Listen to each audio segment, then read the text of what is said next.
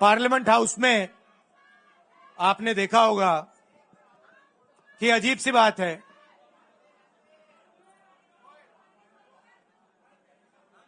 BJP की जो पूरी मूवमेंट थी, राम मंदिर की, अयोध्या की मूवमेंट थी। सही बात। शुरुआत अडवाणी जी ने की थी, रथ यात्रा हुई थी, उसमें आपने अडवाणी जी को रथ पे देखा था। कहा जाता है कि नरेंद्र मोदी जी ने उस यात्रा में अडवाणी जी की मदद की थी। इनकी शुरुआत वहां हुई, राइट? ठीक है। रथ यात्रा चली और पार्लियामेंट में मैं सोच रहा था कि उन्होंने राम मंदिर का इनॉग्रेशन किया और राम मंदिर के इनॉग्रेशन में अदानी जी दिख गए, अंबानी जी दिख गए, मगर गरीब व्यक्ति वहां कोई नहीं दिखा। आपने देखा होगा, टीवी पे देखा आपने। अब उसका नतीजा बताता हूं। पार्लियामेंट में मैं यहां बैठता हूं, यहां पे अयोध्या के एमपी बैठते हैं। देखा आपने उनका चेहरा, इंडिया गठबंधन के हैं, है ना? मैंने उनसे पूछा कि भैया आप मुझे एक बात समझाओ, ये बीजेपी ने अपनी पूरी पॉलिटिक्स अयोध्या की पॉलिटिक्स थी। चुनाव के पहले इन्होंने राम मंदिर का इनॉग्रेशन किया, राम भगवान को पॉलिटिसाइज करने की कोशिश की, मीडिया में फैला दिया। मैंने उनसे पूछा भैया एक बात बताओ, यह हुआ क्या कि उन्होंने राम मंदिर का इनॉग्रेशन किया और इंडिया गठबंधन अयोध्या में चुनाव जीत गया? यह हुआ क्या? और मुझे जवाब उन्होंने दिया, मैं ये जवाब आपको देना चाहता हूं। उन्होंने कहा राहुल जी, मुझे पता लग गया था, तकरीबन 6 महीने पहले मुझे पता लग गया था कि मैं अयोध्या से लड़ूंगा, और जिस दिन मुझे पता लगा उस दिन मुझे यह भी मालूम था कि मैं सिर्फ लड़ूंगा नहीं, इंडिया गठबंधन अयोध्या से जीतने जा रहा है। मैंने कहा कि आपको कैसे मालूम? पूरी देश में, मीडिया में, सब जगह राम मंदिर का इनॉग्रेशन हुआ, तो आपको कैसे मालूम? उन्होंने कहा कि राहुल जी, जब मैं अयोध्या में लोगों से बात करता था तो मुझे अयोध्या के लोग सिर्फ 2-3 चीजें कहते थे। पहली बात कहते थे कि अयोध्या में मंदिर बनाने के लिए, क्लीन अप करने के लिए बहुत सारे लोगों से जमीन ली गई,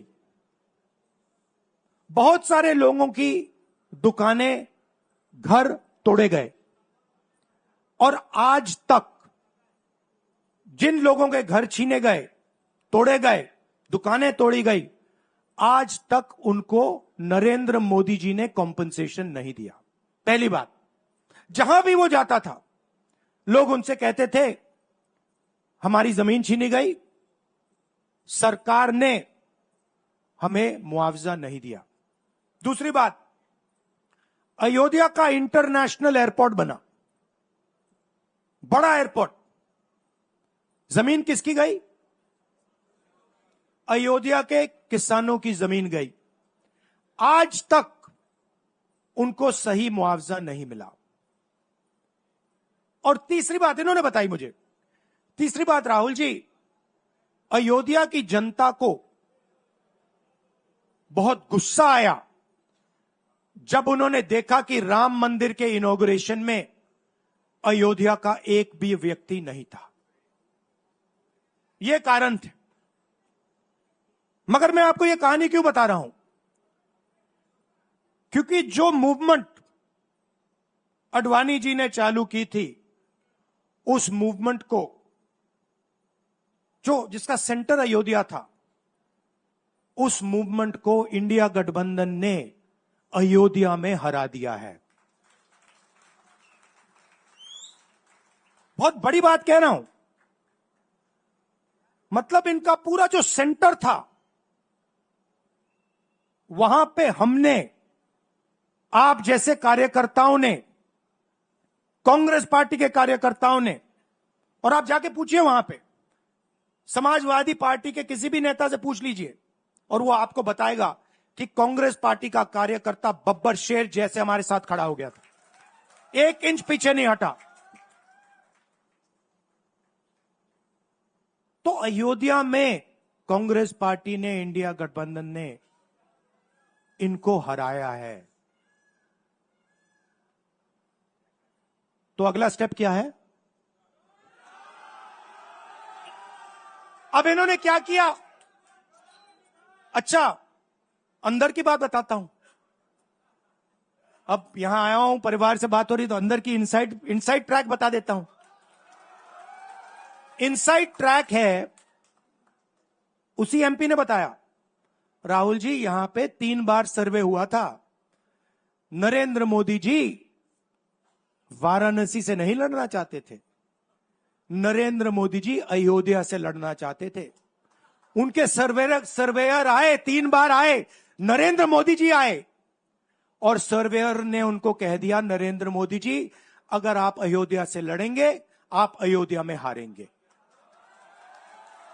आप अयोध्या में मत लड़िए, क्योंकि अगर आप लड़ गए, आपका राजनीतिक करियर अयोध्या में खत्म हो जाएगा।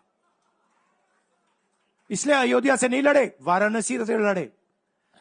और वाराणसी में हमने 1-2 छोटी गलती कर दी, नहीं तो वहां उनको निपट लेते। मतलब आप देखिए, अयोध्या में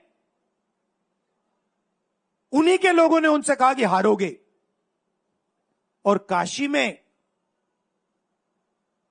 कितने से जीते? 1 लाख वोट से जीते। मतलब जान बचा के निकले हैं। सच्चाई है।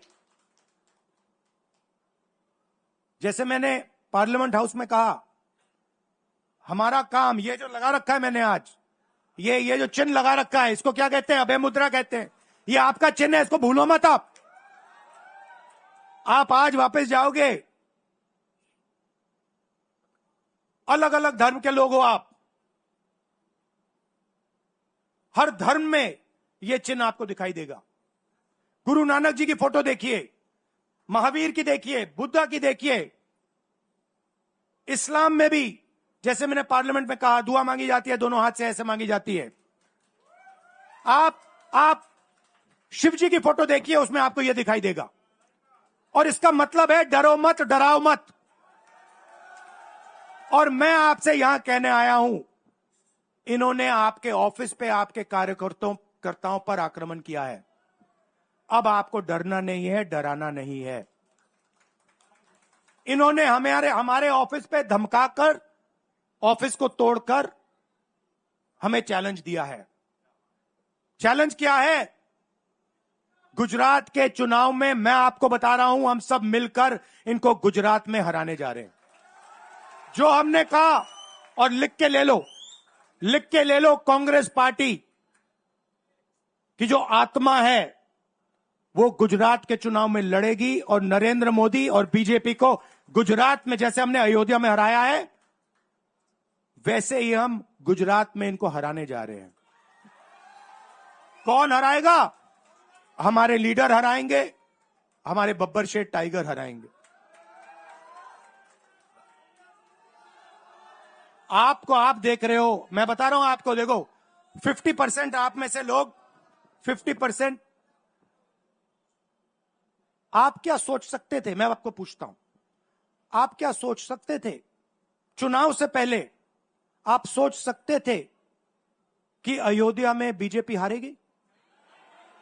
ना। आप सोच सकते थे कि नरेंद्र मोदी से जान बचा के निकलेगा? मतलब मार्जिन ऐसे तुक्के से निकलेगा, सोच सकते थे? मैं आपको बता रहा हूं, जैसे ये अयोध्या में हारे वैसे यहां पे हारने जा रहे हैं। आपको सिर्फ एक काम करना है, एक काम करना है आपको सिर्फ गुजरात की जनता को सिर्फ एक बात बोलनी है, आपको डरना नहीं है। बिना डरे अगर आप बीजेपी से लड़ गए, चाहे आप किसान हो, मजदूर हो, छोटे व्यापारी हो, अगर गुजरात की जनता बिना डरे लड़ गई, बीजेपी सामने नहीं खड़ी हो पाएगी। दूसरा उदाहरण देता हूं, आप कांग्रेस पार्टी को जानते हो?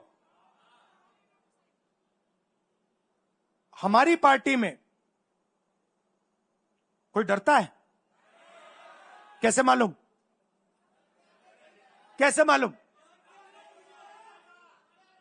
हमारी पार्टी में दिल से बात कर देते हैं। बड़ा सा बड़ा हो, राहुल गांधी हो, हमारे पार्टी के लोग कहते हैं राहुल गांधी, मुझसे कहते हैं, मेरे कमरे में आके कहते हैं, राहुल जी ये जो आपने किया हमें अच्छा नहीं लगा। कहते हैं, मैं बता रहा हूं आपको, और मैं कहता हूं आपने सही बोला, इस बार मैंने ऐसे नहीं करना था, जो आप बोल रहे हो वैसे करना था। हम डरते नहीं है, ना हमारे कार्यकर्ता हमें बोलने से डरते हैं, ना हम अपनी कार्यकर्ता की बात सुनने से डरते हैं, ना हमारा कार्यकर्ता हमसे डरता है। अब देखिए, मैं आपको रियलिटी बता रहा हूं। बीजेपी में नरेंद्र मोदी बैठे हैं, उनकी पूरी टीम बैठी है उनके सामने। मैं आपको इंटरनल बात बता रहा हूं, उनमें से कोई नरेंद्र मोदी को नहीं चाहता, मगर कोई नहीं चाहता, मतलब पूरी लीडरशिप टीम देख लो आगे बैठी है। मैं बता रहा हूं आपको, अंदर की बात बता रहा हूं, इनसाइड ट्रैक दे रहा हूं, कोई नहीं चाहता, मगर दम नहीं है, डरते हैं।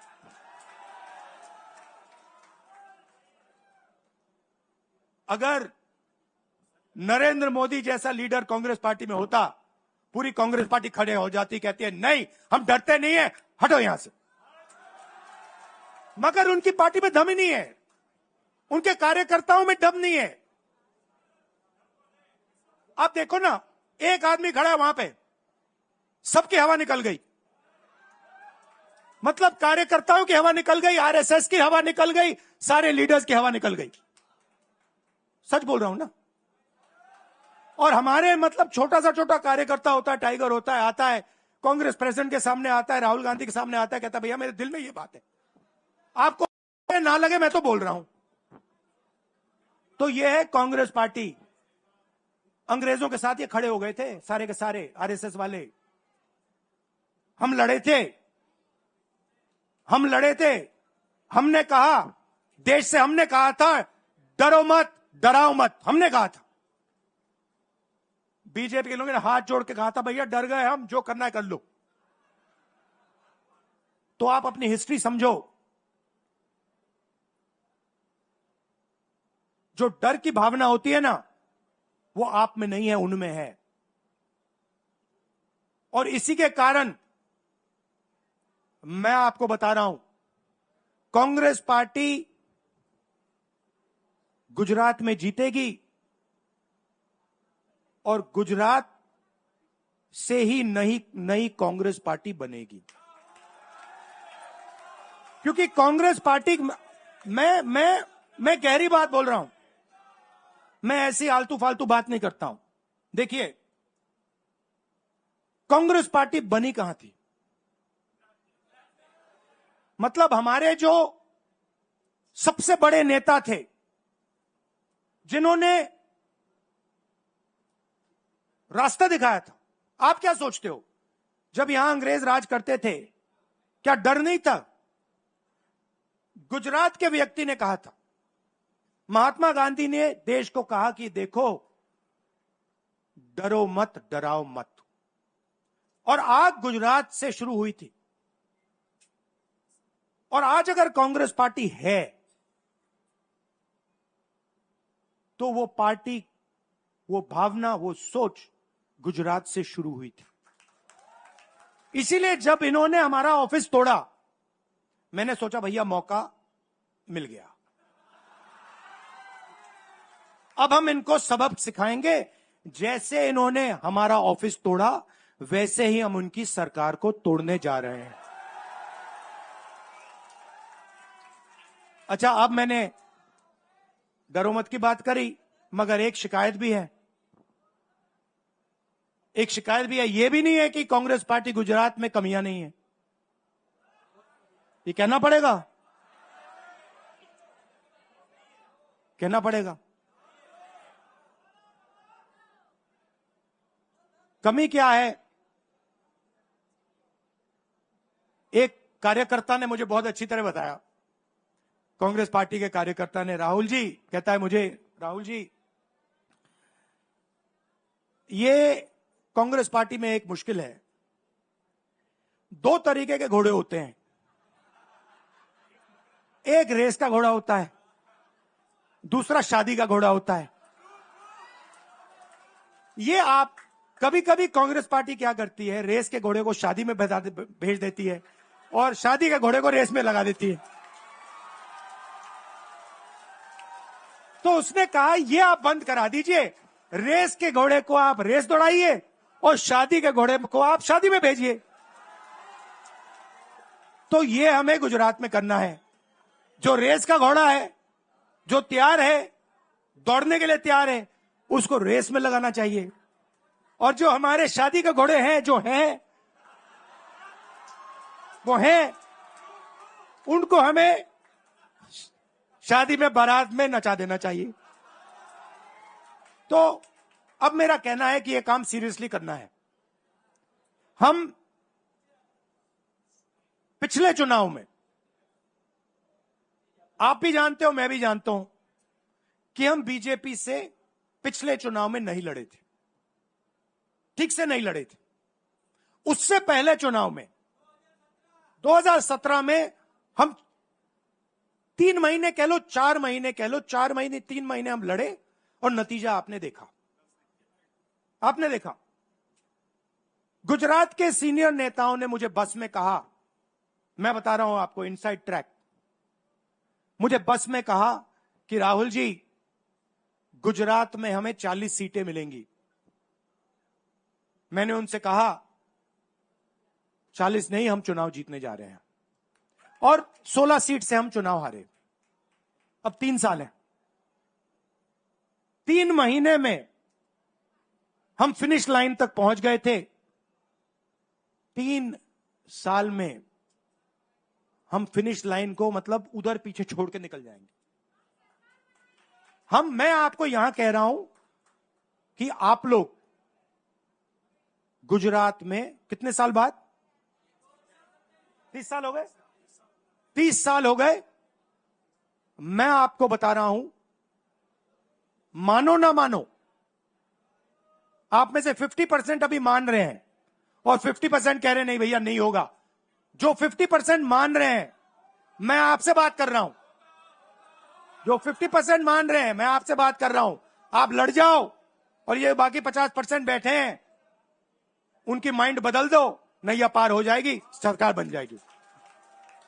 और मैं आपसे कहना चाहता हूं कि एआईसीसी की टीम, राहुल गांधी, मेरी बहन, सारे के सारे सीनियर लीडर आपके साथ यहां खड़े होंगे, आपके साथ मिलकर इनकी सरकार को तोड़ेंगे। आपने बहुत सहा है, बहुत लाठियां खाई हैं, बहुत अपमान हुआ है आपका, गालियां खाई हैं आपने, अब बहुत हो गया। अब इनको हमें सबक सिखाना है और हम इनको हराने जा रहे हैं। और नफरत से नहीं, मोहब्बत से आप देखना, मोहब्बत से हम इनको हराएंगे। कैसे? क्योंकि नरेंद्र मोदी जी का जो विजन था, वो गुब्बारा जो था वो फट गया है, फटाक से वो फट गया है। आप सोचिए, पार्लियामेंट हाउस में नरेंद्र मोदी वहां बैठे, मैं यहां, और मैंने प्रधानमंत्री जी उनके सामने कहा, कि नरेंद्र मोदी जी, आप एक व्यक्ति भी नहीं कह सकता हूं, पता नहीं आप क्या हैं, क्योंकि आपने ही कहा कि मैं नॉन बायोलॉजिकल हूं, मैं बायोलॉजिकल नहीं हूं, और मेरा सीधा डायरेक्ट कनेक्शन है ईश्वर से। अरे भैया, आपका डायरेक्ट कनेक्शन है ईश्वर से, तो अयोध्या कैसे हार गए? कैसे हार गए? तो हमारे प्रधानमंत्री सोचते हैं कि बाकी सब लोग बायोलॉजिकल, गुजरात की जनता बायोलॉजिकल, गांधी जी बायोलॉजिकल, हिंदुस्तान के किसान मजदूर सब लोग बायोलॉजिकल, और Narendra Modi non biological. Speaker sir ने मुझे कहा, ऐसे मत बोलिए। मैंने कहा, मैं थोड़ी बोल रहा हूं, ये तो प्रधानमंत्री बोल रहे थे, मैं तो उनकी बात कर रहा हूं। स्पीकर बिल्कुल चुप हो गए। बात तो सही है, बात तो सही है, ये राहुल गांधी के शब्द थोड़ी है, ये तो हिंदुस्तान के प्रधानमंत्री के शब्द हैं, नॉन बायोलॉजिकल। अब सोचिए, वो व्यक्ति जो अपने आप को नॉन बायोलॉजिकल समझता है और देश की जनता को बायोलॉजिकल समझता है, कि मतलब मैं यहां और बाकी जनता वहां, वो गुजरात को विजन कैसे दे सकता है? जो किसानों का दर्द नहीं समझ सकता, मजदूरों का दर्द नहीं समझ सकता, डायमंड इंडस्ट्री में जो काम करते हैं उनका दर्द नहीं समझ सकता, नॉन बायोलॉजिकल व्यक्ति वो गुजरात को कैसे रास्ता दिखा सकता है? नहीं दिखा सकता। तो अब आपका काम है गुजरात को विजन देना, गुजरात के युवाओं को, किसानों को, मजदूरों को, माताओं बहनों को विजन देना कि भैया हम आपके लिए ये करने जा रहे हैं। आपने हमारा मैनिफेस्टो देखा? हिला के रख दिया था बीजेपी को, आपने देखा? वैसा मैनिफेस्टो बनाना है गुजरात के लिए। गुजरात की जनता से मिलकर 1 लाख लोगों ने हमारा मैनिफेस्टो बनाया था। वैसे ही हम गुजरात में लाखों लोगों से पूछकर अपना मैनिफेस्टो बनाएंगे, गुजरात को विजन देंगे, और फिर चुनाव पूरा दम लगा के लड़ेंगे, और यहां इनकी जो सरकार है उसको तोड़ के हटप्परे कर देंगे। आप सबका दिल से धन्यवाद। आखिरी बात मैं कहना चाहता हूं, यहां जगन्नाथ यात्रा हो रही है, आप सबको, और जो यात्रा में भाग लेंगे, आप सबको शुभकामनाएं देना चाहता हूं, और दिल से प्यार देना चाहता हूं। आप सबका दिल से धन्यवाद। नमस्कार, जय हिंद। अभय मुद्रा, डरो मत, डराओ मत।